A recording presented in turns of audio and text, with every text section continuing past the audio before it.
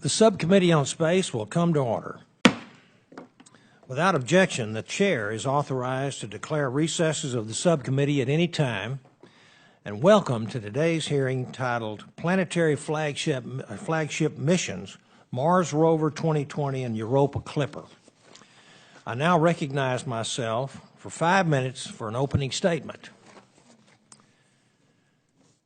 NASA's planetary science flagships are the crown jewels of our robotic exploration of the solar system. Viking, Voyager, Galileo, Cassini, Chandra, and Mars Science Laboratory are programs that have inspired generations of Americans.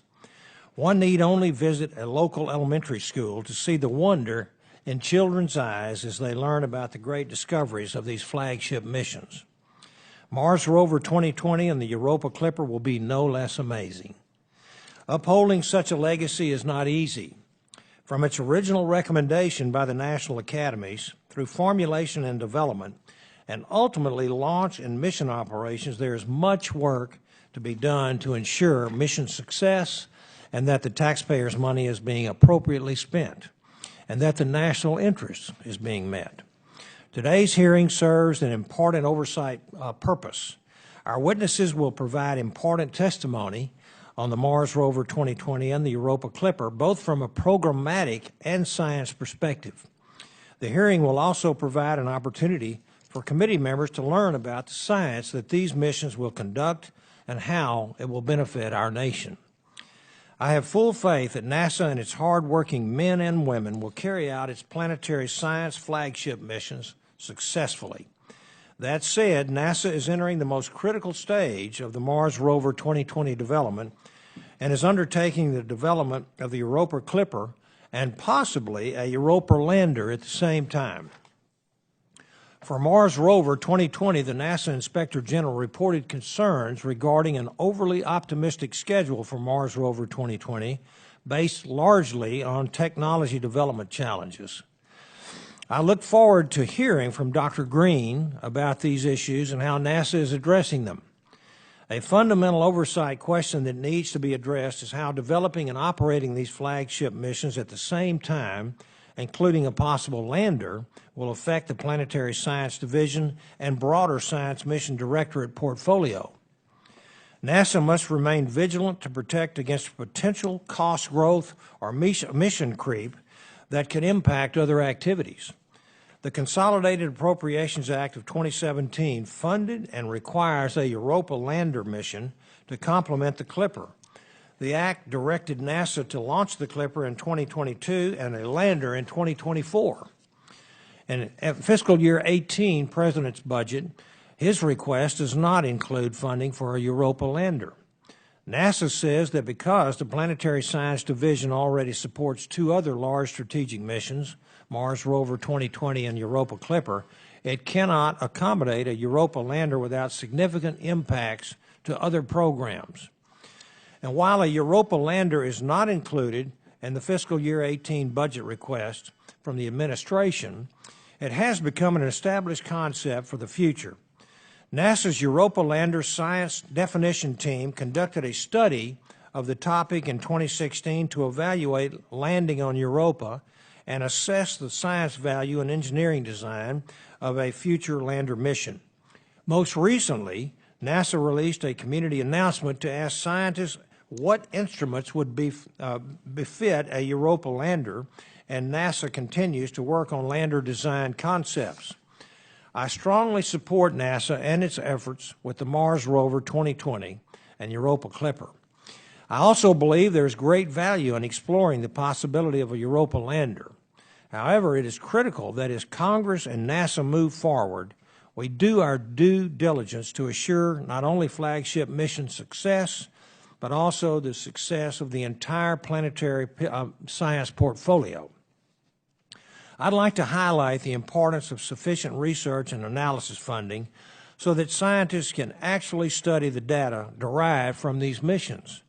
I want to thank the witnesses for being here today, and I look forward to your testimonies.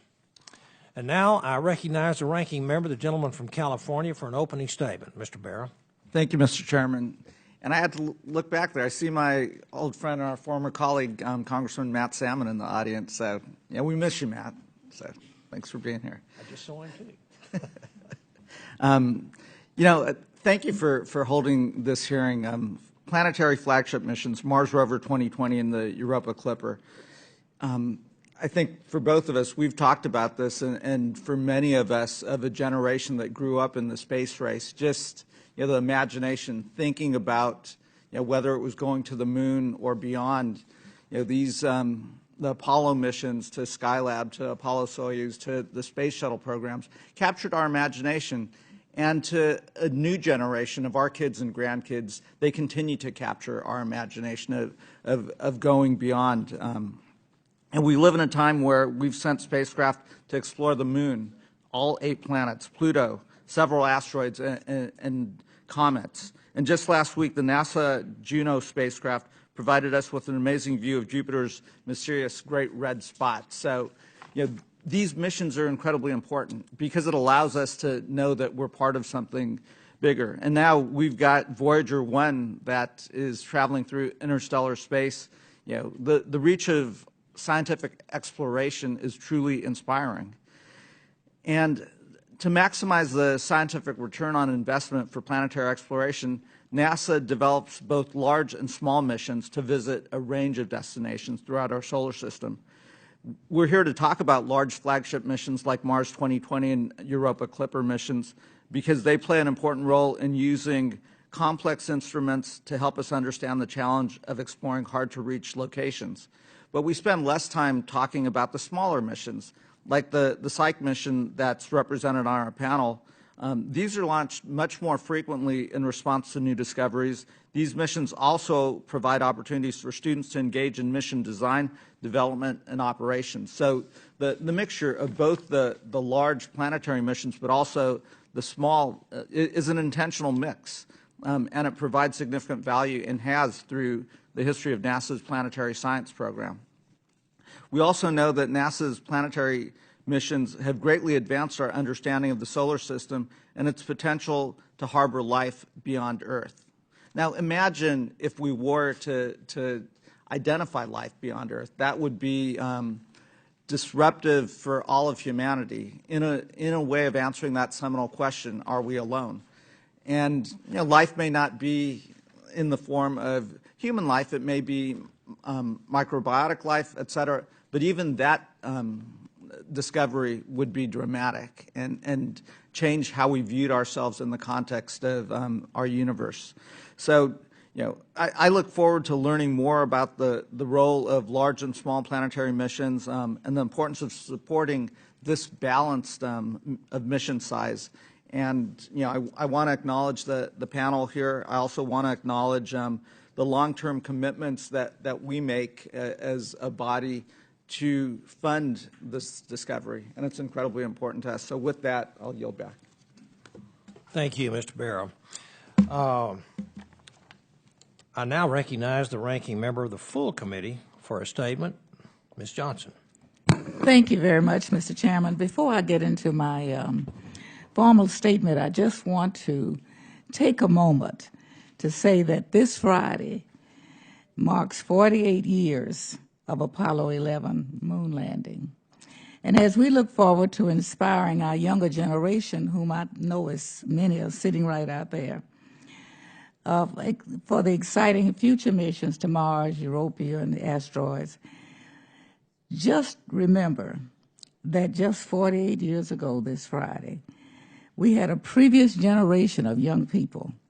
America has an impressive legacy of accomplishment in both robotic and human space exploration. And I hope that we can continue to build on it. I hope that your minds will be just as inspired for our future as we have seen for our past. Now for my formal statement. Let me welcome all of our witnesses. I look forward to your testimony. Mr. Chairman, I thank you for holding this hearing on planetary flagship missions.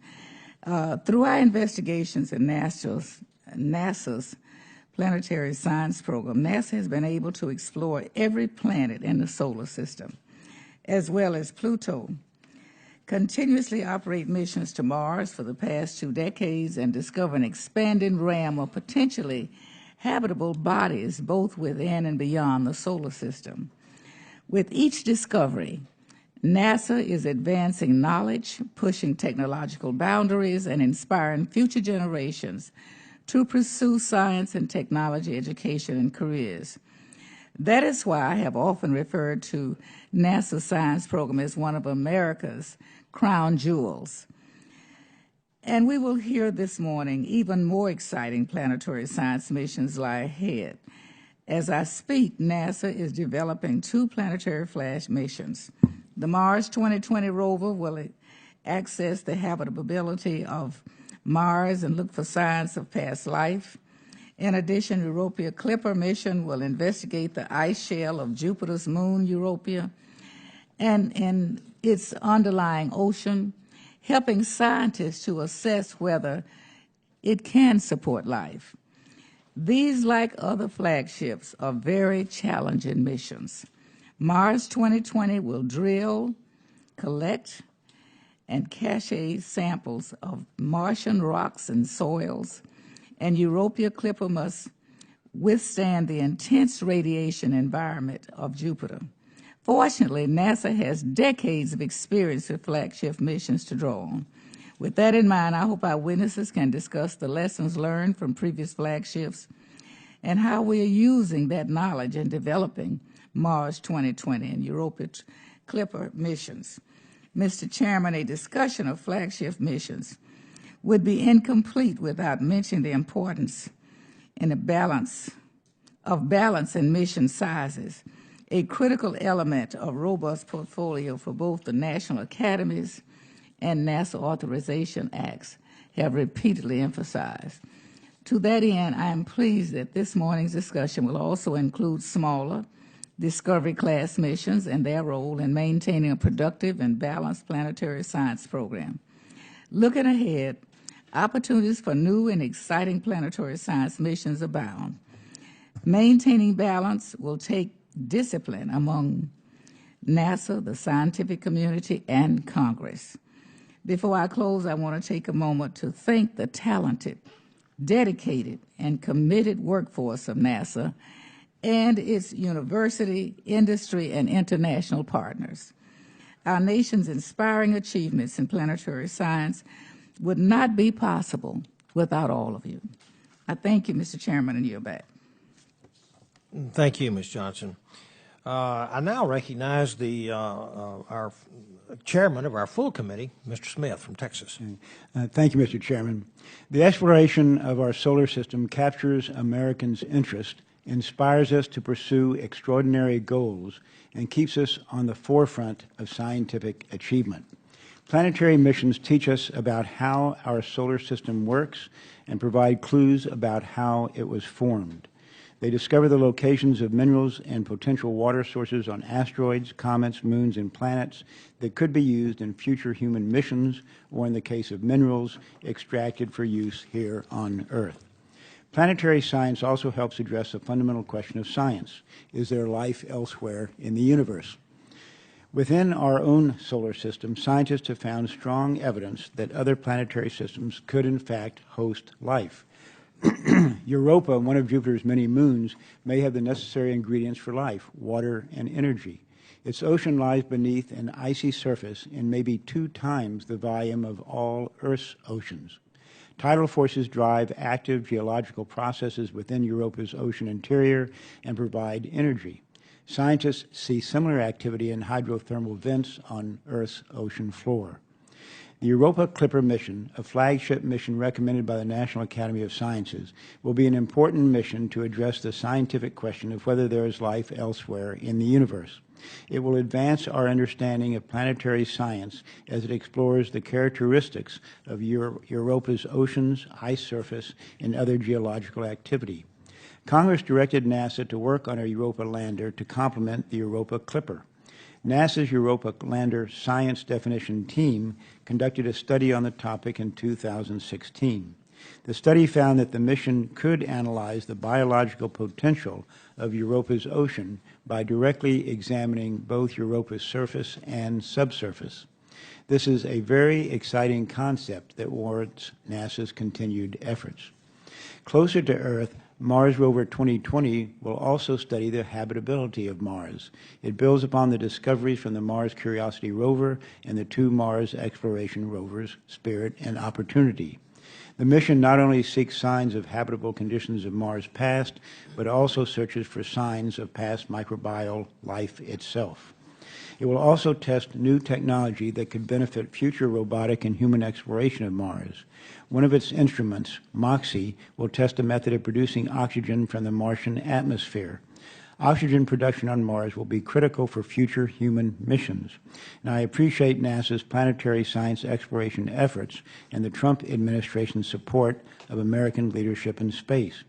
Other than national security agencies, NASA received the most favorable budget request from the Trump administration. As a result, we can look forward to NASA undertaking a bold and ambitious agenda. I thank our witnesses, look forward to their testimony, and I'll yield back, Mr. Chairman. Thank you, Mr. Chairman. Now let me introduce our witnesses. We have a distinguished panel this morning. Our first witness today is Dr. Jim Green, the Director of the Planetary Science Division of the Science Mission Directorate at NASA. Welcome. Dr. Green has served as the Chief of the Space Science Data Operations Office at Goddard Space Center, as well as the co-investigator and Deputy Project Scientist on the IMAGE mission. He received his Ph.D. in space physics from the University of Iowa. Welcome.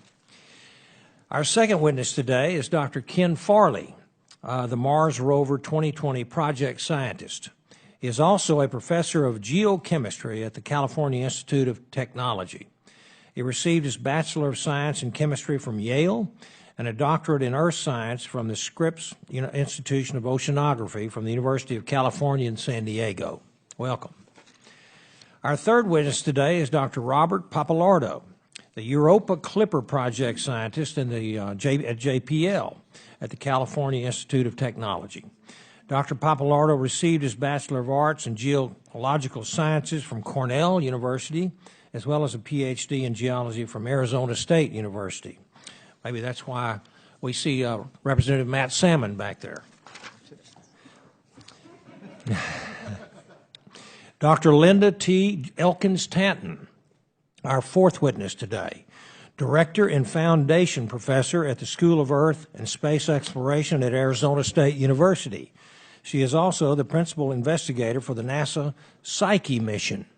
She received her Bachelor's of Science and her Master's of Science, as well as her Ph.D. from MIT. Our fifth witness today is Dr. William B. McKinnon. He is co-chair of the National Academy of Sciences Committee on Astrobiology and Planetary Science. He is also a professor of Earth and Planetary Sciences at Washington University in St. Louis. He received his Bachelor of Science degree in Earth and Planetary Sciences from MIT and his Ph.D. in Planetary Science and Geophysics from Caltech. I would like to now recognize Dr. Green for 5 minutes to present his testimony. Chairman Babin and the members of the committee, thank you so very much for giving us the opportunity to come and talk about certainly my favorite subject, planetary science. In my opening statement, I'd like to explain how missions like Mars 2020 and the Europa Clipper fit into an overall planetary exploration portfolio. In my first chart, as you see, this is an overview of the current planetary missions. They're in a variety of formulation, implementation, and currently operating missions that we have. This is a tremendously exciting time in planetary science. All our operating missions are making revolutionary discoveries, and all are rewriting the textbooks. For instance, just 2 years ago, we had a fabulous flyby of the New Horizons spacecraft through the Pluto system. With that mission, the United States becomes the first and only nation to reach every major body in the solar system from Mercury to Pluto. Dr. Bill McKinnon on the panel is a New Horizons co-investigator. Today, NASA has numerous missions exploring and operating through the solar system, such as the Lunar Reconnaissance Orbiter, which is bringing us back to the moon and making exciting discoveries. The indomitable Mars Curiosity and Opportunity rovers, along with our orbiters at Mars, continue to make almost daily new discoveries about the red planet.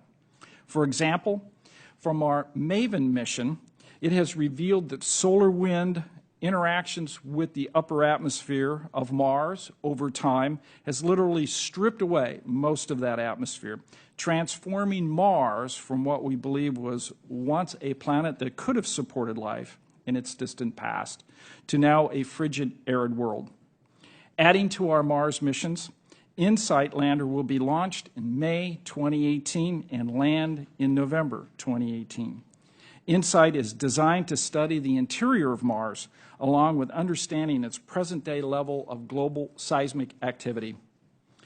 In 2020, a new Mars Rover will be launched, carrying 7 state-of-the-art instruments to conduct advanced geological research and search for signs of ancient Mars life. For the very first time, we will create high-grade rock core samples for potential return to Earth for further analysis.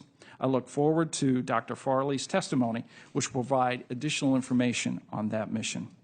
Between Mars and Jupiter is a major asteroid belt, where NASA's Dawn mission is currently studying the dwarf planet Ceres and finding evidence of past cryovolcanism. This year, NASA selected 2 discovery missions, Lucy and Psyche, which will, respectively, visit 6 Jupiter mysterious Trojan asteroids and study a unique metal asteroid that may actually be an exposed planetary core called Psyche. Dr. Lindy Elkins-Tanton is here today to tell you much more about the Psyche mission. NASA's robotic rendezvous and sample return mission that visits the Bennu asteroid is called OSIRIS-REx. It will get a gravity assist by Earth in September, and it will reach that potentially hazardous asteroid in August of next year. Examinations of objects like Bennu will allow our scientists to investigate how planets formed and how materials like water and organics actually were delivered in early impacts, in addition to looking at the effects of potential planetary defense. In our outer solar system, Jupiter's mission Juno, which got into polar orbit, our very first time in polar orbit at Jupiter last July. Since then, Juno has been observing the cloud tops and into the interior of the planet, finding in the northern and southern polar regions that that planet is maintaining huge, nearly Earth-sized cyclones. After 13 years of orbiting Saturn, our Cassini spacecraft is making a daring dive between the planet's atmosphere and the first ring. And it will lead to plunging that spacecraft into Saturn on September 15 as it runs out of fuel. Cassini has given us a powerful insight into the planet's internal structure, atmosphere, and rings, in addition to unbelievable views of Titan and Enceladus. And if I may go on and summarize. Finally, NASA recognizes there is still much to learn. With your support, we will continue to tackle solar system exploration goals identified as top priorities by the scientific community and delineated in the National Academy's Planetary Decadal. Again, thank you so much for the opportunity to testify today, and I look forward to responding to your questions. Thank you, Dr. Green. And now I recognize Dr. Farley for 5 minutes to present your testimony. Thank you for the opportunity to testify today on the Mars 2020 mission. Mars 2020 will seek evidence of past life in a fossil Earth-like environment that existed in the first billion years after the dawn of the solar system. This flagship mission will engage many hundreds of scientists and the American public in a very challenging journey through one of the most intriguing landscapes in the solar system and some of the most profound scientific questions of our time. Today, Mars is too cold, too dry, and too exposed to harmful radiation to plausibly nurture life on its surface. However, more than 2 decades of sustained and strategic NASA-led exploration have shown that the red planet was once very different. Imagery from the Mars Odyssey and Mars Reconnaissance orbiters reveals that prior to about 3.6 billion years ago, Mars had rivers, lakes, and possibly a vast northern ocean. Sophisticated analyses made on the planet's surface, most notably by the Spirit and Curiosity rovers, have richly documented ancient environments with all conditions believed necessary to sustain life. In that same early time period, conditions here on Earth were broadly similar, and life had already originated, evolved, and spread across the surface. However, unlike Earth, with its active erosion and plate tectonics, the geologic record of ancient Mars is exquisitely preserved for study, allowing us to seek answers to grand questions, including how early climate and habitability evolve on rocky planets, the nature of prebiotic environments that might ultimately spawn life, and whether life is unique to Earth. Seeking the signs of life in an ancient habitable environment is the central goal of Mars 2020. Thanks to a wealth of images from the Mars Reconnaissance Orbiter, the science community has narrowed the possible Mars 2020 landing sites down to 3 very different settings that on Earth are both habitable and inhabited: an ancient river and lake system, a fossil hot spring similar to those at Yellowstone National Park, and a setting where warm water once circulated through shallow subsurface rocks. Once on Mars, the rover will use its onboard instruments to investigate the local geology, to characterize the habitable environments the rover traverses, and to look for evidence of ancient life. Using Earth as a guide, we expect that any Martian life existing at that time was primitive, consisting only of microbes. Truly definitive discovery of microbial biosignatures by instruments on board the rover is unlikely and can best be undertaken using the full arsenal of terrestrial laboratories. For this reason, the Mars 2020 rover will prepare a complete suite of samples for possible return to Earth by a future mission. Mars 2020 starts with the designs of the remarkably successful Mars Science Laboratory, MSL, and the Curiosity rover. To this platform, a suite of very capable new science instruments is being added to explore the structure, chemistry, and mineralogy of the surface, all the way from the regional scale down to the microscopic. In addition, the mission is developing advanced new capabilities for landing in rugged terrain, for autonomous navigation and science observation, and for robotic coring and caching of samples. These are critical steps towards unleashing the full capabilities of a robotic solar system investigation. The mission will also test new technologies beneficial to future human Mars exploration, most notably a device to demonstrate conversion of carbon dioxide in the Martian atmosphere into oxygen for use as a component of rocket propellant. The mission is currently in the implementation phase, Phase C, with a substantial amount of hardware already completed. Launch will occur in the summer of 2020, with arrival on Mars on February 18, 2021. The rover will be landed using the spectacular Sky Crane system pioneered by MSL, and will explore the Martian surface for at least 2 years. In that period, the rover will core and cache at least 20 rock samples, each about the size and shape of a piece of chalkboard chalk. These will be thoroughly documented and placed on the surface, accessible to retrieval by a future mission or even by human explorers. By collecting and caching a diverse suite of high science value rock samples, Mars 2020 fulfills the highest priority objectives of the Mars and planetary science communities as described in the most recent Planetary Science Decadal Survey. Mars 2020 will investigate a planet known with detail sufficient to compellingly address, for the first time, well-posed and profound scientific questions that would forever elude answers from Earthbound study. Going well beyond observations on the Martian surface, return of the cache to terrestrial laboratories would provide future generations of scientists across many disciplines access to samples that would transform our understanding of Mars, the solar system, and life. There's still an enormous amount to learn about Mars, and the deeper we penetrate, the richer the scientific tapestry becomes. Mars 2020 makes the next big step in this decades-long journey and provides new focus and foundation for human exploration of Mars.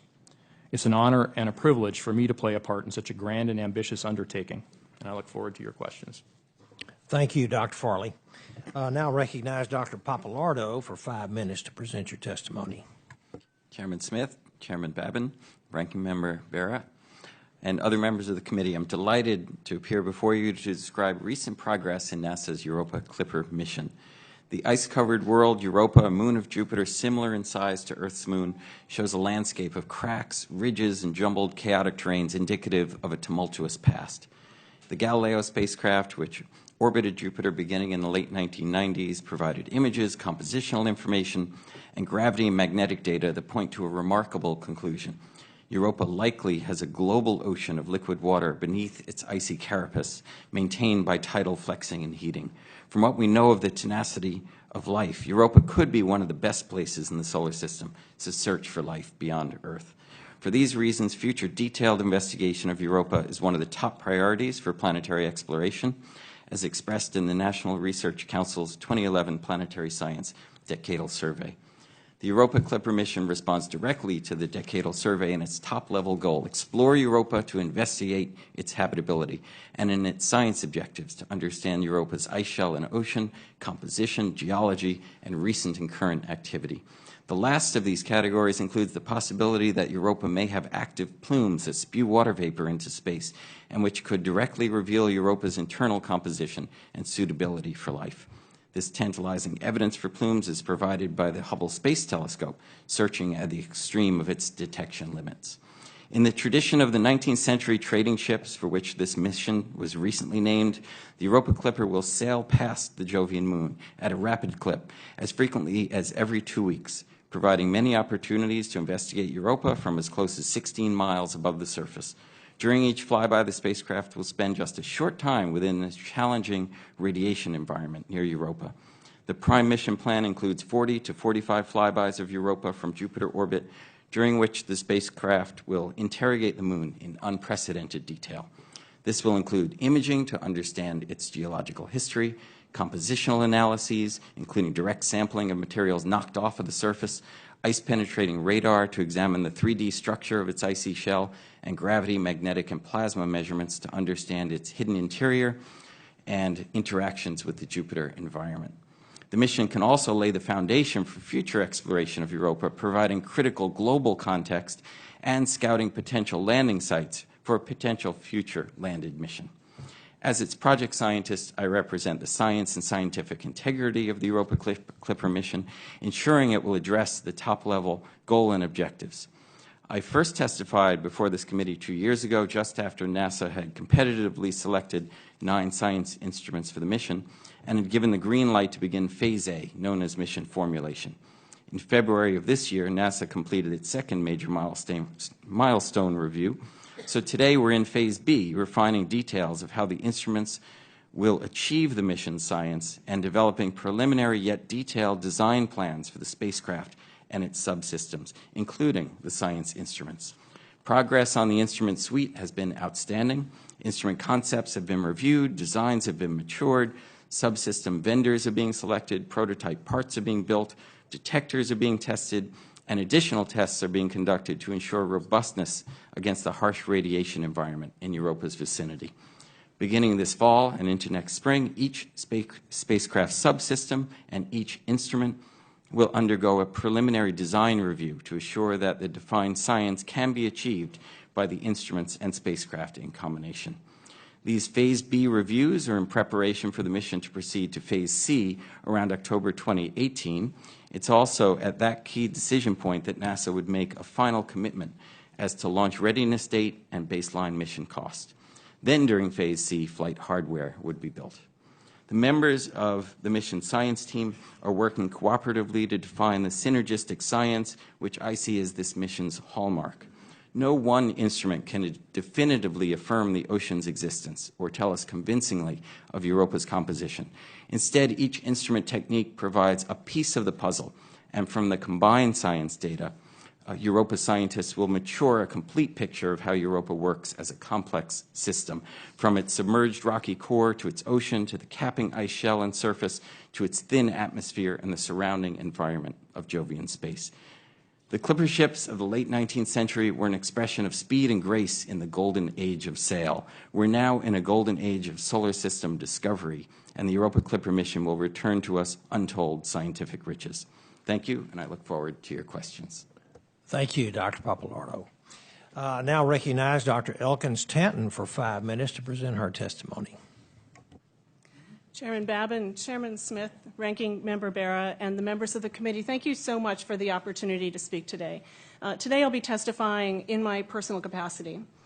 Any discussion of NASA's Planetary Science Program would be incomplete without also talking about the balance between flagships and smaller planetary missions. And so today I'm going to talk about three things. I'm going to talk about the newly selected Psyche mission, I'm going to talk about portfolio balance, and I'm going to talk about our inevitable space future. I am the principal investigator of the Psyche mission, which in January was selected as the 14th in NASA's Discovery program. The spacecraft is scheduled to launch in August of 2022 to rendezvous with the asteroid Psyche in January of 2026 and to orbit Psyche for 22 months. Psyche is a metal world with a diameter about the same as the width of Massachusetts and with a surface area larger than the area of Texas.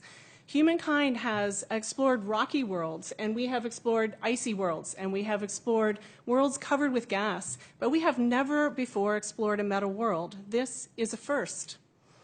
We think that Psyche is the core of a small, early formed planet that was bombarded in the early solar system and had its rocky exterior knocked off so that only its metal core remains showing today.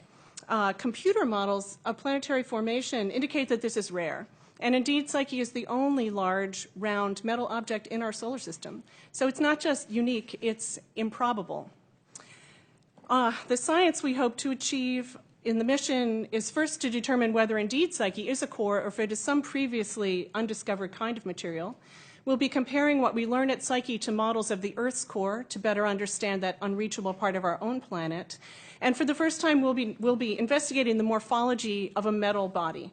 What do craters into metal look like? Could Psyche have glittering cliffs of metal and green pyroxene crystals? We don't know yet. No one knows yet. At Psyche, we will also take the first steps toward our space resource future, because we're pretty confident that Psyche almost entirely consists of iron, nickel, copper, and a variety of trace metals. Now, I strongly support the Planetary Decadal Survey's conclusion about the necessity for having a balanced mission portfolio, combining small and mid-sized missions on a regular tempo with flagships. Tempo is critical. Tempo maintains our workforce, and it also saves our institutional memory. But each size of mission comes with its own challenges and its own advantages. For smaller missions like Psyche, usually keeping costs down and keeping risk down means that we're going to use trusted high heritage components, whereas flagship missions give us the opportunity for innovation and new technology development, and we need both of those things. We need our trusted technology of today, and we need new technology for the future. Flagship missions can also engage a broader swath of the community through competed calls for instruments. These calls can bring new groups into missions that would otherwise not be involved, but then the project scientist has the challenge of organizing and uniting otherwise disconnected sub-teams. It's an interesting challenge. In fact, all lead scientists have to build, inspire, and lead large interdisciplinary teams, and normally engineers and scientists are not taught these skills. So we are trying to change that at ASU now. Exploration is a human imperative. It is stamped on our DNA, and space is the future of exploration for humankind. Every time we do this most extreme of technological miracles and we send a rocket off of our Earth to make discoveries in space, we encourage people all around the world to make a bolder step in their own lives and in their own communities. So space exploration is therefore an opportunity for us to create a better educated, more united society. At ASU, I'm also co-chair with President Michael Crow of our new interplanetary initiative. In this initiative, we're bringing together not just the technological, but the educational and the social aspects that we need for our space future. And indeed, education is the single most critical thing for humanity's future. Both at ASU and at our startup, Beagle Learning, we are working on next generation learning. We need to produce a critical mass of people who are attracted to the unknown, who are learning how to ask better questions, who are willing to pursue answers through partial solutions, and who know how to build teams and to lead. All this ideation is initiated by the vision and the process of NASA. And in fact, space exploration will bring us to a better future here on Earth, as well as eventually on the Moon and Mars and beyond. Thank you very much. Thank you, Dr. Elkins-Tanton. Now I'd like to recognize Dr. McKinnon for 5 minutes. Good morning, Mr. Chairman, members of the committee. So I'm here today because I'm a co-chair of the Committee on Astrobiology and Planetary Sciences, or CAPS, for the National Academies. But I wish to say that my testimony today is my own and is not an official report from CAPS or the Academies. Nevertheless, I hope you find my remarks useful. So I'd like to focus on the Planetary Science Decadal Survey and its relation to flagship and other planetary missions. Obviously, decadal surveys are carried out about every 10 years for various space science disciplines, and the committees and the panels that carry out the decadal are drawn from the broad community associated with the discipline in question. Decadal survey recommendations to the government play a critical role in defining our country's agenda in a given science area for 10 years or even longer. Now, the Planetary Science Decadal Survey was tasked in particular, among many things, to create a prioritized list of flight investigations because missions lie at the heart of planetary exploration. Such a prioritization is based first and foremost on science, especially science per dollar, but also on programmatic balance among mission targets and balance among mission types, small, medium, and large. And indeed, a balanced mix of discovery, new frontiers, and flagship missions enable both a steady stream of new discoveries and the capability to address larger challenges such as sample return missions or outer solar system exploration. Prioritization also considers technological readiness, the availability of trajectory opportunities, understanding of cost and technological risk, and the fiscal climate. Anyway, these prioritizations take in the sense that decadal surveys succeed because the consensus they represent is compelling. Now, in terms of science, increasingly central to NASA's exploration of the solar system is the emerging science of astrobiology, prominent examples being the scientific program of the Curiosity Mars Rover, the Mars 2020 rover, the development of the Europa Clipper mission, and the planning for the potential future landing on the surface of Europa, and the inclusion of ocean worlds in the recent New Frontiers call. Indeed, in the most recent planetary decadal survey, astrobiology was a driving scientific rationale for the two top mission recommendations, now being implemented as Mars 2020 and Europa Clipper. Now, my personal assessment, and as the CAPS leadership has previously reported to the Space Studies Board, is that NASA's Planetary Science Division is doing well, and the decadal survey's priorities and recommendations are being pursued. Mars 2020 and Europa Clipper in particular are, I believe, responsive to the decadal survey in science and cost. Now, regarding NASA's plans to explore Europa, CAPS, as well as the ongoing Academy's planetary midterm review, will continue to consider the impacts of the evolution of this program. Presently, NASA has been directed to add a lander to the Europa exploration program. The development of any large mission like that is, of course, a programmatic challenge and can have unwelcome or worse effects on a broader cost-contained program. But this challenge must be balanced against the scientific opportunity afforded by the promise of addressing one of the greatest of scientific questions: is there extant life beyond Earth? As I said, these are all issues I expect CAPS will continue to consider and will also be surely considered by the next decadal as well. So to finish up, Mr. Chairman, as a second grader, I watched the liftoff of John Glenn in Friendship 7 in our auditorium. And as a teenager at home, I watched Neil Armstrong walk on the moon. Over these past 60 years, I have seen NASA's exploration of the solar system from Mercury out to Pluto and beyond revolutionize our conception of ourselves and our planet. But I believe, given our ongoing discoveries and characterization of planets around other stars, thousands of them we know about now, and the very real possibility of detecting extant life in our solar system, that we are approaching an even greater revolution, a true paradigm shift in our understanding of our place and our destiny in the universe. Thank you very much. Thank you, Dr. McKinnon, of all fascinating testimonies. Really appreciate it. The chair now recognizes himself for for 5 minutes. Dr. Green, in the near future, NASA's Planetary Science Division may be running 3 flagship missions at the same time. The Mars Rover for launch in 2020, the Europa Clipper for launch in 2022, and potentially a Europa lander for launch in the 2024 timeframe. I greatly support this investment and NASA's renewed focus on deep space exploration.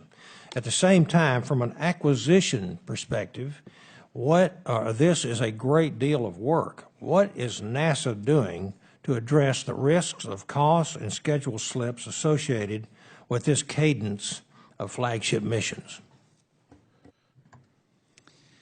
Planetary science, I think, has tackled a number of those topics and is doing quite well because we've started to implement a couple very important and new procedures. Typically, strategic missions, and NASA's done it in the past based on a science rationale that's almost at any cost. And in planetary science, we have begun the process, in particular with Mars 2020, to have a cost-constrained environment. As was recognized in the planetary decadal, both the Mars Cacher and the Europa Clipper were unaffordable, and we took on a process early in this decade to begin to determine what science we can do at that reasonable cost. We are leveraging on Mars 2020 the architecture for Curiosity. We've done a lot of work on the planning of the Europa Clipper, where we're looking at D-scope options. And so some of these processes are incredibly important for us to follow through on. Okay, thank you very much. And now the next question to Dr. McKinnon. To what extent do the Mars Rover 2020 and Europa Clipper missions align with the decadal survey recommendations? Well, the original survey considered 2 flagship class missions, Mars Astrobiology Explorer Cacher, and a Europa Jupiter orbiter mission, a mission to orbit Europa itself.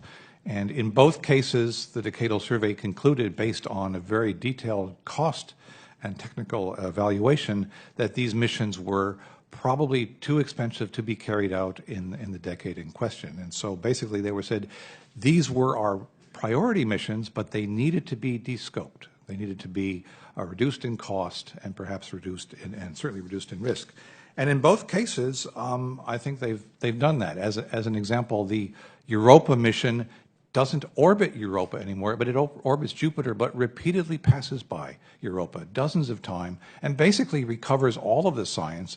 And in fact, in my own view, actually does an even better job because it avoids so much of the radiation that's near Jupiter, and it allows, in its long looping orbits around Jupiter that Dr. Pappalardo can tell you about, it can radio back all the data that it collects every time. So, and it does it within a very reasonable cost cap.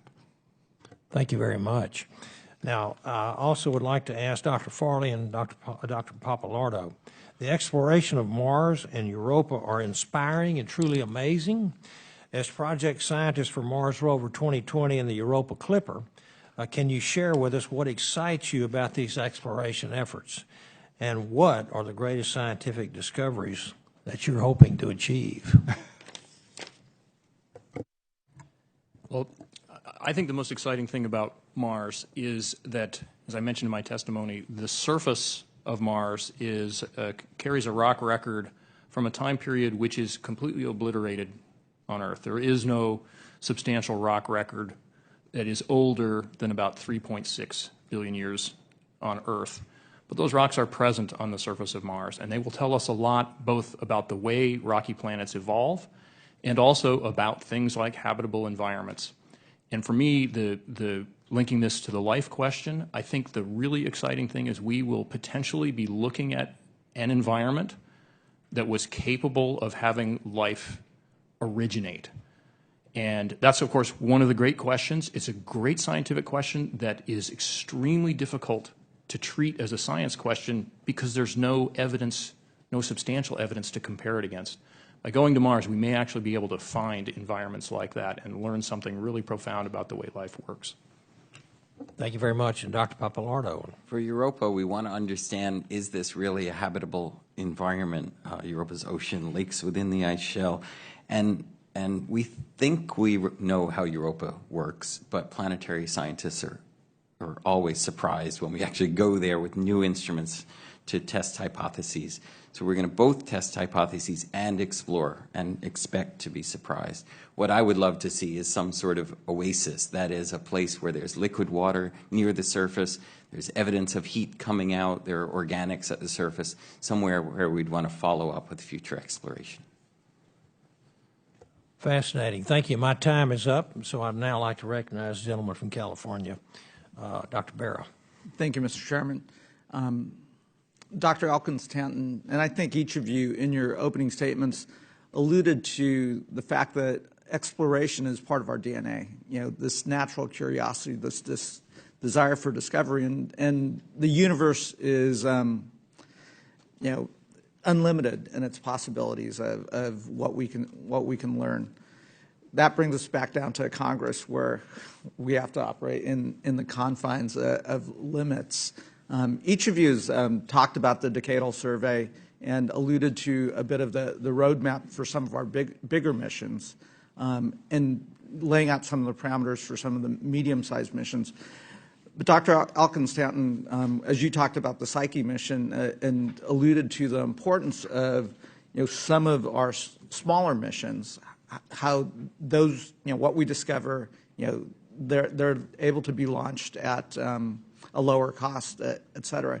You know, there is some worry in that limited environment of Congress that we potentially focus on the big missions at the expense of the smaller missions, and we've got to find that right balance. Maybe if you want to expand on your comments and the importance of some of the smaller missions. Yeah, thank you very much. Indeed, I think this is well recognized at NASA, and I've heard Jim Green talk about a cadence, a process for deep exploration in space that you might fly by, you might orbit, you might land, and then you might rove. And indeed, you wouldn't spend all the money that you would have to spend to do a flagship mission on a body that we know little about. And so the smaller missions form a framework, and they set the stage for the kinds of bigger expeditions that we want to do. And as my colleagues here have mentioned, every time we do something in space, it surprises us. And so we must try these smaller missions to find out where the biggest surprises are, and then put our money on making the big discoveries. Dr. Green, do you want to expand on the importance of the smaller missions? Indeed, the smaller missions are really our pioneers. They do go out and do some initial exploration. You know, smaller missions in the discovery framework is really the heart of that exploration process. I mentioned several of them in my testimony, like Dawn. Others that have come and gone while I've been at NASA headquarters include Messenger, another wonderful mission. Grail went to the moon. Messenger went to Mercury. And Grail studied the moon in new and unique ways. And so indeed, the discovery line is really quite important for us. And then the next line is New Frontiers. This is where we can now concentrate on the next level of detail, so important for us to make decisions on what our next flagships would be. Great. Switching now to Mars and, you know, our telecommunications infrastructure in Mars. My understanding right now is that the Mars Reconnaissance Orbiter handles the majority of our telecommunications relay for Curiosity rover, but the MRO was launched 12 years ago. As we look at Mars Rover 2020, you know, I guess Dr. Green or Dr. Farley, would you like to kind of comment on, you know, will we still be relying on the MRO to relay that information back, or are we thinking about, you know, what next steps for telecommunications? Well, telecommunications for any surface assets indeed go through our orbiters. And right now we have a wonderful network, including MRO is Mars Odyssey. And also with partnership from ESA, other missions that are also orbiting Mars have that telecommunication capability. So in addition to those two, we also have with ESA the Mars Express mission, and now the newly inserted into orbit the Trace Gas Orbiter from ESA. Now, we also have MAVEN, which is not a prime telecommunication capability, but may become more dependent on using MAVEN as our aging assets occur.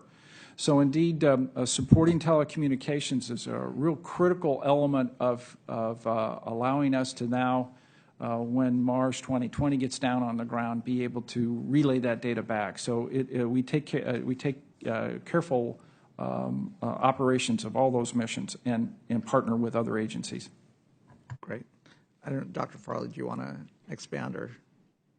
Yeah, I'll just say Mars 2020 has a very large demand to downlink data. We have a huge number of cameras. It's quite extraordinary. There's more than 20 cameras on the rover. And we will need downlink.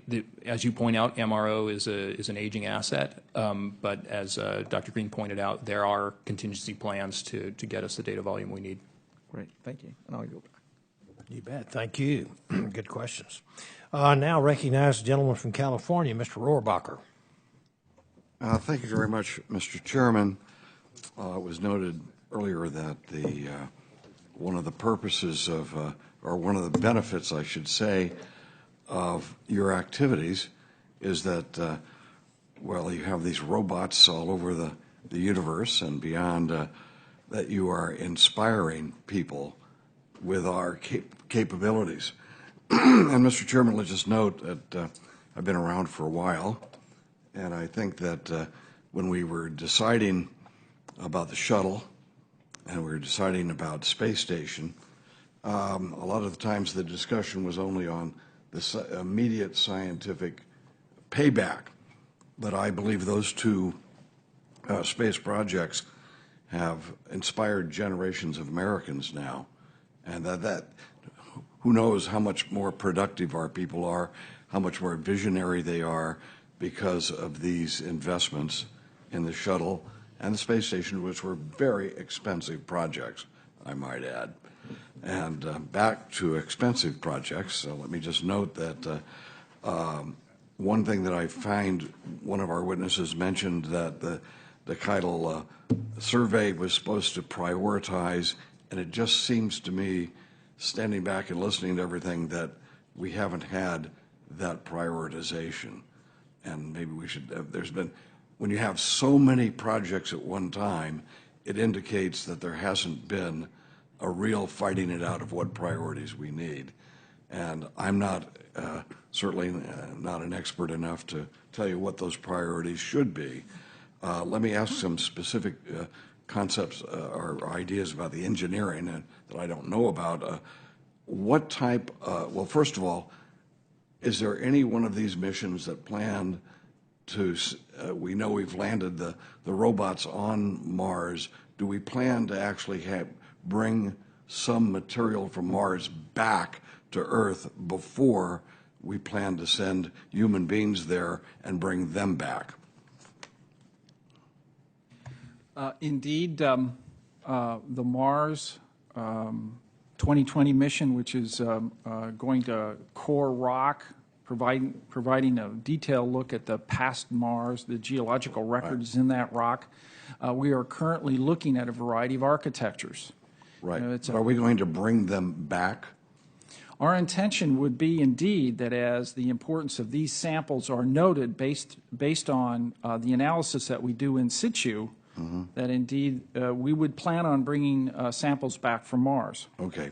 The reason I ask that is it seems to me that rather silly to think that if we can't bring back rocks, that we're going to bring back people. And certainly if we aren't comfortable with the idea that we can bring back rocks, we should be focusing on getting that done before we talk about bringing people back. What type of the exploration is, to me, that's the most inspiring. I'll just have to tell you that when we talk about going out and visiting those places where nobody has been, and what type of fuel are we using? There was a mention about one of the things when we run out of fuel, it's going to land into Europa or something like that. What type of fuel is now being used in these various projects? We know that you have to have a big rocket to get them going, But if they're going to keep going and through the universe, what fuel do they use? Yeah, Mars 2020, while it's on the surface, will use a short-lived plutonium isotope, so it's a nuclear power source. Any other? May I add to that? During cruise and while orbiting Psyche, our spacecraft will use solar electric propulsion. And this, to me, is so, it's in our heart, it's space age. You see the little blue plumes of the ions being shot out the back, and it's all run by solar power. And in fact, this is another good proof of this technology, which is eventually going to be critical for getting people to Mars. Yeah, I noticed that I remember the solar sail project, and which also is very exciting.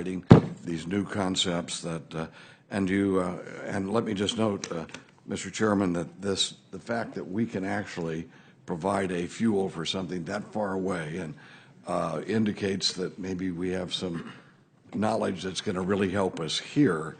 But one last thought, I would hope that, again, I think the moon is close by, and whatever we can actually get a benefit out of going back there, we should. Before you take the next step. However, the most important thing was if Mars, can I ask permission for 1 minute for this question? And that is, you have indicated that Mars was totally different thousands of years ago. Is it possible that there was a civilization on Mars thousands of years ago? So the evidence is that Mars was different billions of years ago, not thousands of years ago. Well, yes. There is no evidence that I'm aware of that. Would you rule that out? That see, there's some people. Well, anyway. I would say that is extremely unlikely. Okay. Well, thank you all. Thank you, Mr. President. Thanks for the good job you're doing. God bless. Thank you, Mr. Rohrbacher. Looking forward to finding out what's up there. That's for sure. Just last month, we had a great hearing in here on interspace propulsion, which is super, super interesting. Okay, and now I'll recognize the gentleman from Colorado, Mr. Ed Perlmutter. Thanks, Dr. Babin, and good morning, and thank you for your testimony today. And, truism in life is everything's relative. And when we're talking about small, medium, and flagship projects that you all are undertaking, to Mrs. McGillicuddy from Lakewood, Colorado, they're all major undertakings. And Dr. McKinnon and Dr. Elkins-Tanton, we're here for I dipped into the future far as human eyes could see, saw the vision of the world and all the wonder that would be. And all of you are working on kind of the ultimate question of humanity is why are we here and what else is out there? And so I just appreciate your willingness to take on kind of the nuts and bolts for us to start knowing the unknown. And this committee is so exciting to all of us up here, and to hear the work you're doing, we appreciate it. Now, I'd like to start with Dr. Farley. One of the things that I am focused on is trying to get our astronauts to Mars by, you get it, guessed it, 2033, all right? And so first question I have is for you, how will this rover, 2020, our mission in 2020, how will that help us, inform us to get humans to Mars by 2033?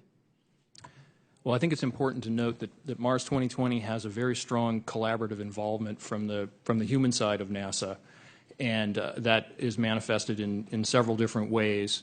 Most notably, you heard about the MOXIE demonstration of in situ resource utilization. In addition, we have a weather station which will characterize the environment, will also characterize dust, and dust on Mars is a big concern for human explorers. And in addition, during entry, descent, and landing, we'll have a very sophisticated observation package. Understanding what goes on during EDL is absolutely critical and almost impossible to simulate either on a computer or in an analog experiment on Earth, so this is very important data. And as Dr. Green mentioned in answer to the question of bringing rocks back before people back, it's a very sensible thing to do. Obviously, there's no commitment to do that, but there will be a tempting target to learn from if those samples come back. Okay. Dr. Elkins-Tanton, where the heck is Psyche? I mean, other than up here or wherever it might be. Psyche is in the outer main asteroid belt between Mars and Jupiter. It's about 3 times farther from the sun than the Earth is. Okay. Dr. Pappalardo, my question to you, often I talk about Star Trek or Star Wars or Men in Black, but what you're doing reminds me of 2001: A Space Odyssey, and, our mission at that point to get to Jupiter. So explain to me, in this investigation study of Europa, what do you see already, and what do you expect to see from this mission? Sure. Let me preface by saying I'm a big Trekkie, influenced the fact I'm here. And our Europa science team of about 130 people, we have as our mascot, our totem, a giant monolith that we tote around to our meetings. Actually, we have 3 now. So we have tantalizing hints from the Galileo mission about what Europa is like. At high resolution, we have precious little data. We have 1 6-meter per pixel image. We have 10-meter per pixel images that you can count on your hands and toes to get an idea of what Europa is like. And so this creates this picture of what we think it's like. Ice shell probably about 20 kilometers thick above saltwater ocean, and then the rocky mantle below. But right now it's kind of a uniform picture, whereas any world you explore in more detail, and then you find out how it varies from place to place. We've seen this happen with our understanding of Mars, where we first thought it was a cratered ball because we saw the cratered part of it, and then we started understanding more and more, and now it's at the outcrop scale we see differences. So we're going to understand how Europa works as a world. We're kind of in our level of understanding that we were before plate tectonics on Earth, where we don't really get how all the little pieces we see at the global scale fit together, and we're going to find more little pieces as we explore with the Europa Clipper. Thank you. Thank you, Mr. Chair, and I yield back. I'll just pipe in just for a second. We have tantalizing evidence from the Hubble Space Telescope that Europa is venting material into space, and we hope when we get there we'll be able to confirm that and literally fly through it and sample it and analyze it. Thank you, Doctor. Thank you. Good questions and great answers. Now recognize the gentleman from Oklahoma, Mr. Lucas. Thank you, Mr. Chairman. And I share my colleagues' enthusiasm up here and clearly the enthusiasm of the panel. Let's visit mechanically for a moment about Dr. Farley, about the nature of the rover programs. A lot of citizens back home very sensitive about how we spend our money. Could you take me through a discussion about Mars Rover 2020, the advances in the technology and the science gathering used in that compared, say, to Curiosity? As I explain to my constituents back home why it's important we do this. Okay, well, in reference to Curiosity, the reason this mission can be done in a cost-constrained way is to take advantage of the platform that the Mars Science Laboratory developed. It should not be underestimated how difficult any new undertaking in space is. So we start off with that, and this allows us to actually focus on the stuff that is new. And there are new science instruments that will make new kinds of observations, and I think those they will be directed towards characterizing samples that will form the basis of a discussion as to whether those samples should be brought back. And if those samples are brought back, I think they will revolutionize our understanding of many different things. If you look at the history of our understanding of many aspects of the solar system, it was completely changed by the return of the lunar samples. And that, of course, is an a biological world. My expectation is if samples come back from Mars, this will be a revolution that goes way beyond sort of planetary science and geology. It will actually extend into asking and looking at samples for the first time to address questions about what life, not as we know it, might look like. And I'll just put it out there as a profound question for which we don't have an answer. How does one look for life as we don't know it? And we may have samples in our collection in 20-some years where we will need to answer that question. I think the public will be fascinated by that question. Dr. Pappalardo, discussing the plumes just a moment ago, tell us mechanically about what will be involved in being able to use the Clipper in a way to verify their existence, whether it's navigating, the flybys, or the sensors on board. Expand for just a moment on that, if you would. Well, first, there are continuing observations with the Hubble Space Telescope, so we expect to have new data before we arrive, so we can understand if they're real, if they're periodic in some way. But say we don't, or say they're sporadic and we need to understand them better. We would use the time, we have a big looping first orbit. We would use that time to monitor and try to understand whether there is evidence of plumes, both from imaging and from ultraviolet observations, where we could see the glow from such plumes. And then during the mission, we're planning on monitoring the whole time when we're a little farther from Europa to look for plumes. And then if there are plumes, then we will certainly want to target them, whether it be in the primary mission or the extended mission. We'll figure that out. But we'll want to fly through as low as possible, meaning about 25 kilometers, 16 miles off the deck, if we can, depending on the location. It'll depend on whether we can or not. And for that matter, how much particulates, because you can't risk the spacecraft. And by flying through, we'd be able to sample that stuff directly and get a direct sampling of what's in the interior of Europa. We don't know for sure. Assuming plumes are real, we don't know for sure if they're coming from the ocean or from lakes within the ice shell, and we would analyze the gas and the dust that's coming up to say a lot about what the interior composition of Europa is like. This is analogous to what Cassini has done at Enceladus at Saturn, which does have plumes that spew into space. So an incredible amount of prep, an incredible amount of skill in maneuvering the mission, and just a little bit of luck would be a good thing, too. Yes. And we have a group of scientists, we're thinking that through as we meet and discuss the possibilities and working with the engineers to do so. Absolutely. Thank you, Doctor. Yield back, Mr. Chairman. Thank you. And now I recognize the gentleman from Virginia, Mr. Byer. Dr. Babin, thank you very much, and thanks all of you for being here.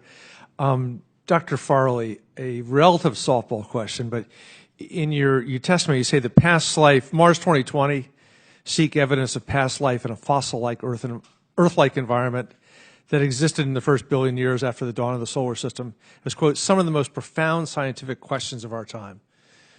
Why are they profound? Well, the two questions that I was alluding to there are is there life beyond Earth? And I will just make the general observation from my interaction in the science community. The discovery of thousands of extrasolar planets has converted this question from something where most scientists that I knew would say, it doesn't seem that likely, to, wow, it seems really unlikely that we are alone. The only way I think you could really put some scientific evidence to that is if you look in a habitable place, is it inhabited? There may be lots and lots of habitable places out there, and that goes to the question of the spark that makes life happen. And so that, I think, is a really profound question that we will go after. Is life out there? Was it out there? And what is necessary? What are the environments like where life might evolve? And those two are really profound questions. Great. Thank you very much. Moving from life to metal, Dr. Elkin-Stanton, a couple of quick questions. How do we know that it's metal? Is it a spectrometer or whatever? How do you know it's the only one in the solar system? Why did you name it Psyche? And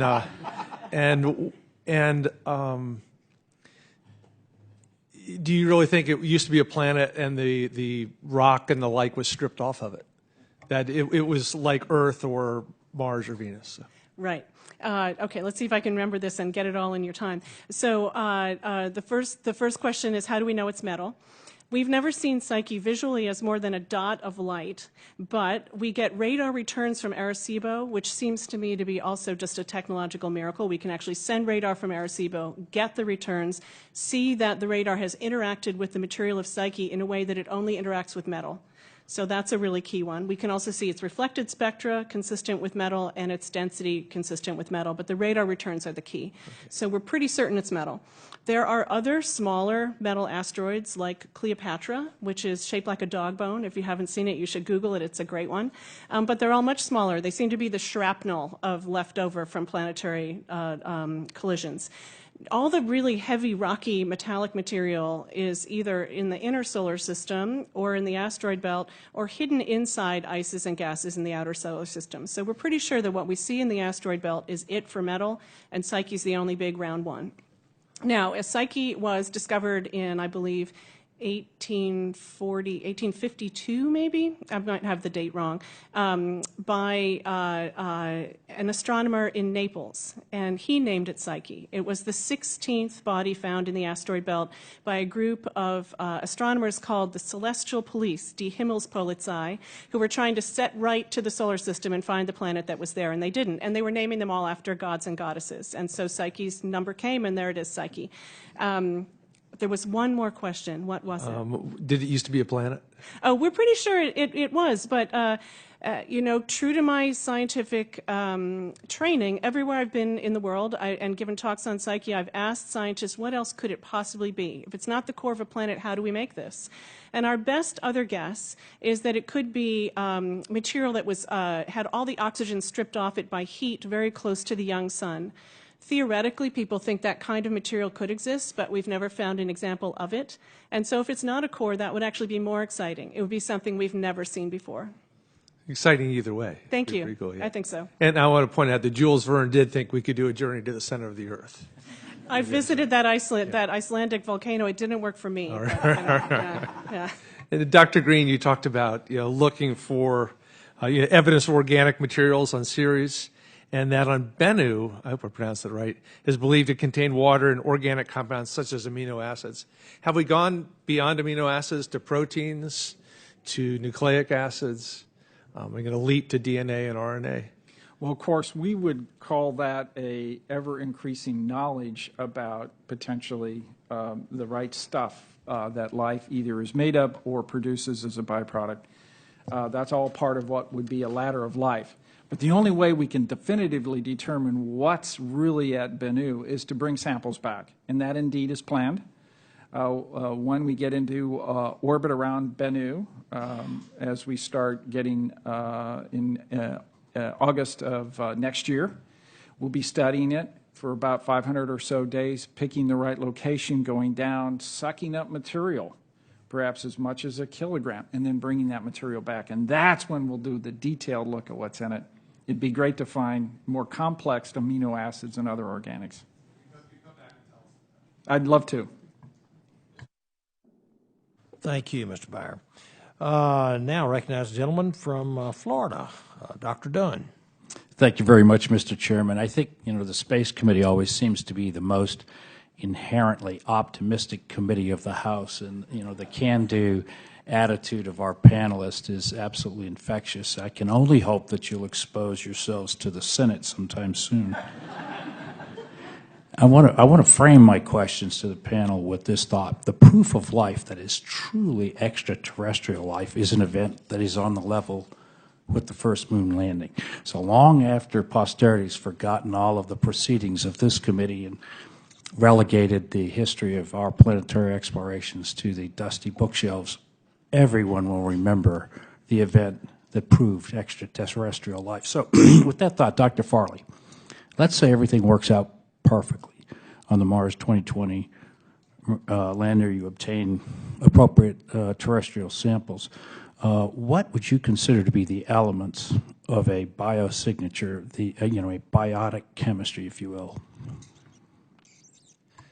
So I'd give two different answers to that. One is, what can we detect with the rover, and what could we detect if we bring samples back? And with the rover, we have the capability to make a map at the scale of about a postage stamp of the distribution of organic matter. That's one of our key observational capabilities, to take a rock and make a map of organic matter. And on that same postage stamp size piece of material, we can also map the elemental composition. And when one looks at ancient terrestrial rocks, this co-registration of organic matter and elemental composition is the key to identifying, on a planet where you already know there's life, to identify the most ancient life on Earth. So we will make those kinds of observations. But just like with the terrestrial case, those kinds of observations are seldom definitive. They're the kind of thing people argue about for decades. And if we bring samples back, there are a far greater diversity of observations we can make. Dr. Green was talking about making observations of the ladder of life, looking for more and more complex organic molecules whose composition is only reasonably associated with life as opposed to abiological processes. I guess I kind of thought that the problem with bringing it back is everybody always wonders about contamination. And, you know, did you sterilize the ship so thoroughly on the way out and the way back that you can be certain that this came from Mars? Yeah. And, you know, so if you're doing the test as they did on the Vikings, you know, they are in situ on Mars, and if you could design a better test, a better chemical test, what would that be, and would it involve, as you and I spoke before the meeting, stereoisomers and?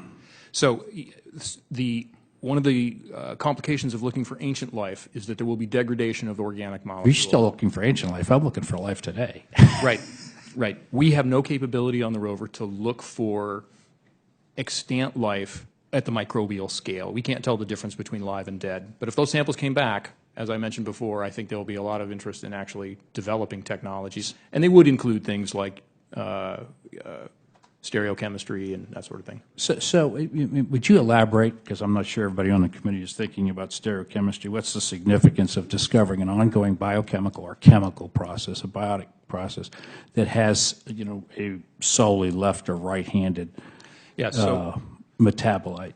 Sure. So one of the key ways that one identifies molecules that are involved in life is that all life has a preference for a particular handedness of one of the organic molecules. There's two different conformations that these organic molecules could be in, and most abiological processes produce them in equal abundance, whereas life, because it has a machinery involved, very specific machinery, tends to produce a specific chirality, a specific conformation of these organic molecules. So this is really a critical observation for establishing that life is involved. There are very, very few abiological processes that would produce stereochemically specific molecules.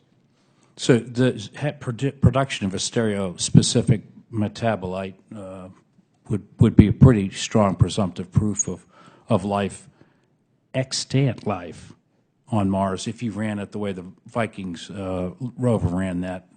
What the Viking rover did is run that test without stereoisomers. Right, right.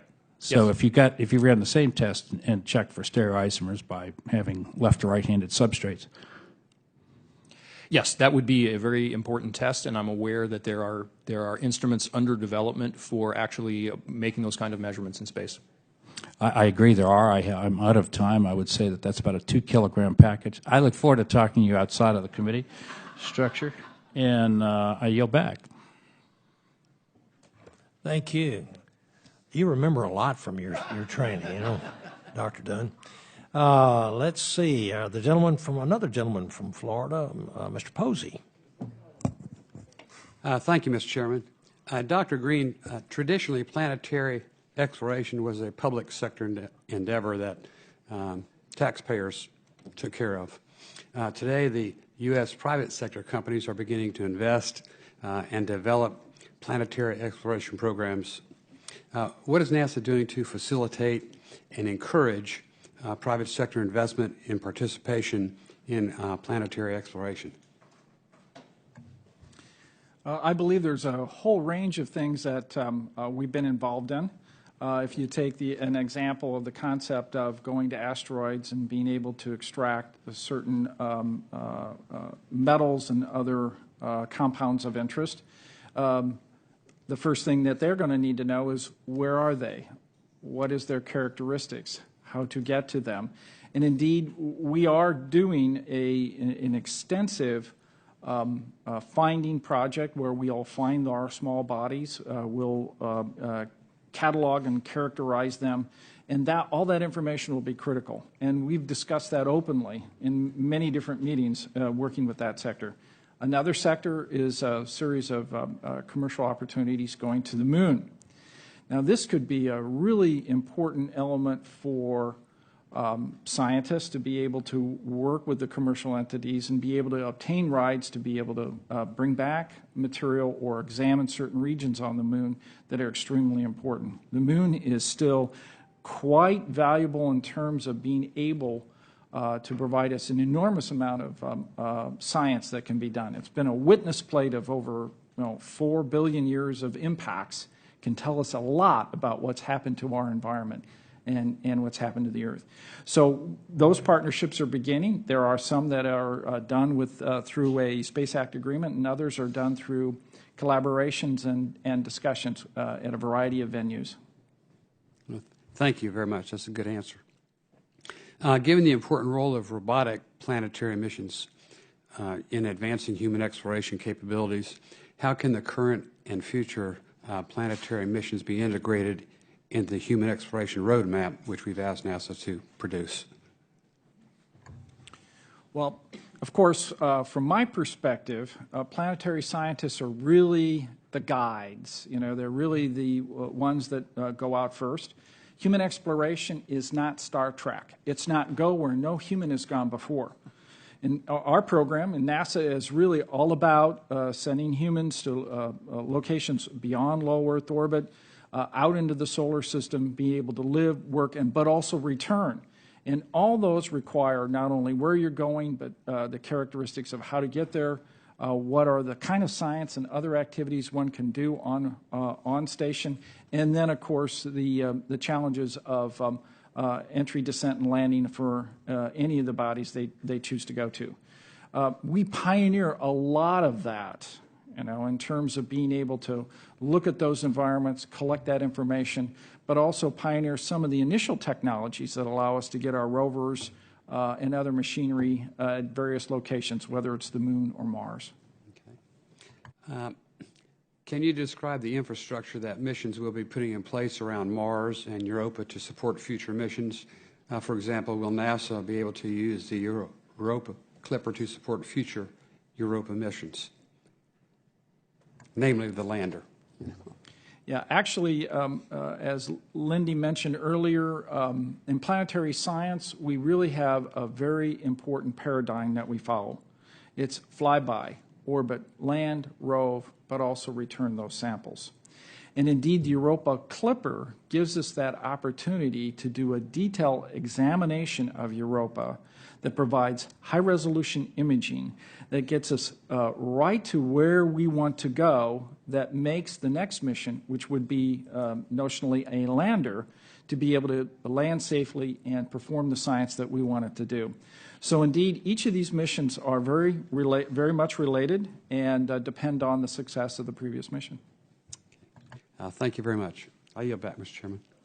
Yes, sir. Thank you, Mr. Posey. And another gentleman from Florida, Mr. Webster.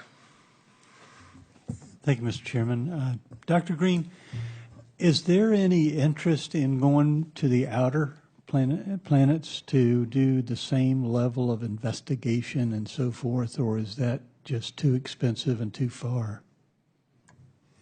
Well, indeed, when one looks at the science that's been well delineated by the community and the National Academy's Planetary Decadal, we have an extensive desire to be able to go out to the outer reaches of our solar system where our planets like Neptune and Uranus reside.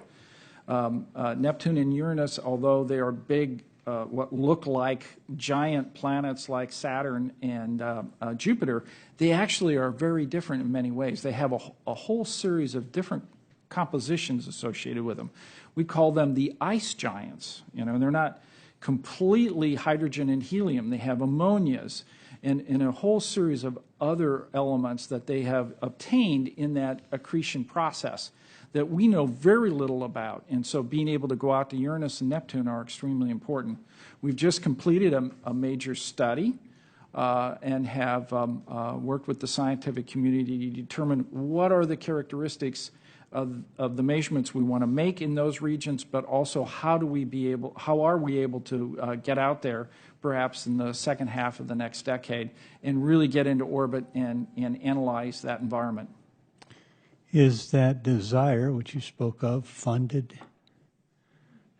Right now, that's only at the study level. The planetary decadal is quite clear that the top things that we should be doing, we are doing. But, you know, you have to prepare. You have to spend some time on your future or you don't have that future. And so while we do this planning, while we do this mission concepts and studies, those are indeed laying the groundwork for our future work. Is Voyager still broadcasting? Yes, both Voyagers are still broadcasting. Now, they're very far away. They're more than 120 astronomical units away, where one astronomical unit is the distance between the Sun and the Earth. So they're very far out there, and therefore, and they have little power left, although it's a radioisotope power, it's a long-lasting power system. They're sending back a handful of bits whenever we can turn our big telescopes and bring that data back. But they're doing a marvelous job really exploring that outer reaches of the heliosphere, we call it. What's their wattage? I would only guess, but I would believe it's on the order of tens of watts. That's all that's left on it.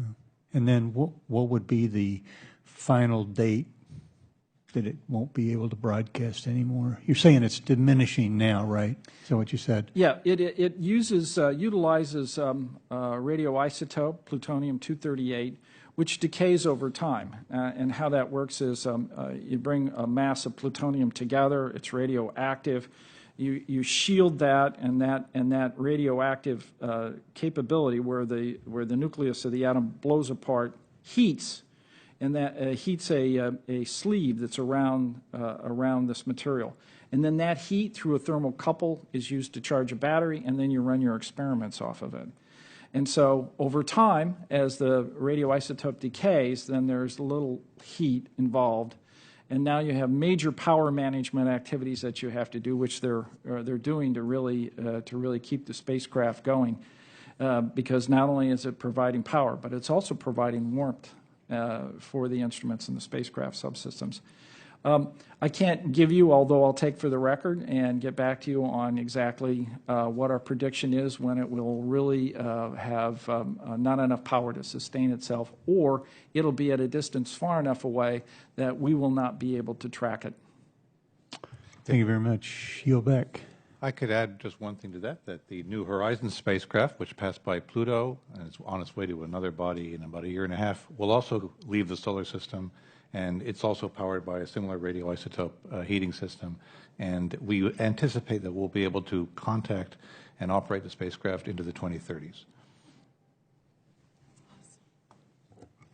Thank you for those fascinating questions.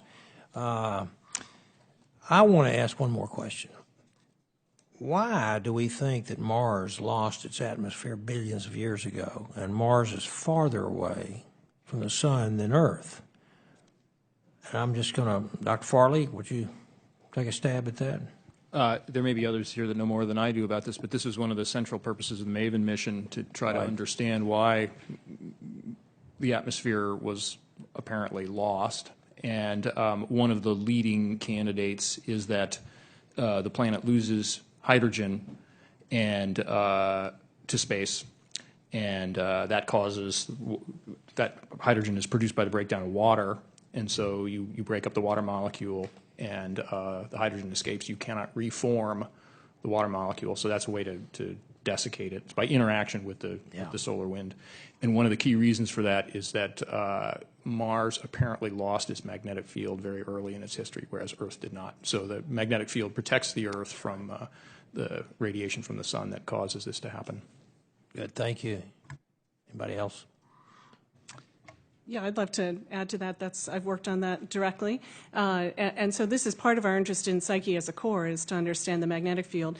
But to add to what Ken has said, it's also possible, another hypothesis is that when Mars was very young and still hot, its atmosphere would have been inflated through heat to be further away and less well bound to the body itself. And the more active young sun could actually have stripped it at that time. And so we don't know exactly when it was stripped or the processes, and that's another thing we'd like to learn to find out how applicable it is to the Earth.